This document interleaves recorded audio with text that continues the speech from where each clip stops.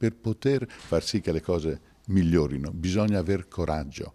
Addio a un uomo coraggioso, addio al re delle giostre, addio ad Alberto Zamperla, il capitano d'industria che con le sue attrazioni geniali conquistò il mondo. Visione, capacità di guardare al futuro senza dimenticare le sue radici, i piedi ben piantati per terra, la sua terra, il Veneto. Della Repubblica di San Marco aveva uomini coraggiosi, Marcantonio Bragadin, per fare un esempio, gente di grande coraggio. E lui di coraggio ne ha avuto fino alla fine. Si è spento a 71 anni dopo una breve malattia che non gli ha dato scampo. Originario di Pieve di Soligo, era il patron della fabbrica dei sogni, la Zamperla di Altavilla Vicentina, fondata dal padre Antonio. Proprio ieri la società veneta aveva annunciato la realizzazione della montagna russa dei record, che raggiunge i 72 km/h, costruita nel parco dei divertimenti di Vancouver, in Canada.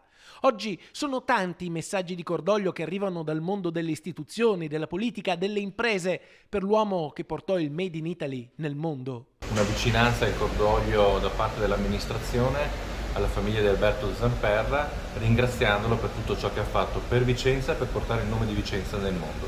Un imprenditore geniale che con le sue realizzazioni in tutto il mondo ha onorato la nostra provincia. È un addio triste ma grato quello che diamo ad Alberto Zamperla, perché con le sue giostre ha portato in tutto il mondo il nome di Vicenza e del Veneto, facendo divertire le persone. Ha portato leggerezza e cibo per l'anima in tutti i paesi del mondo, insieme con la tecnologia sopraffina della sua creazione.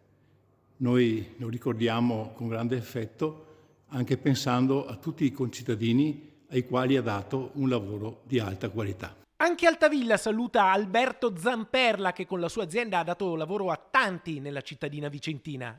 Non sarà dimenticato. Lui, l'alpino con gli occhi che sorridono. Lui, l'uomo capace di trasformare i sogni in realtà con l'impegno, con il lavoro, con l'innovazione, con la dignità che ha lasciato come esempio, come testamento. E la dignità bisogna avere coraggio. E io trovo che molte volte non abbiamo il coraggio di prenderci le responsabilità, di essere coerenti nel fare quello che diciamo.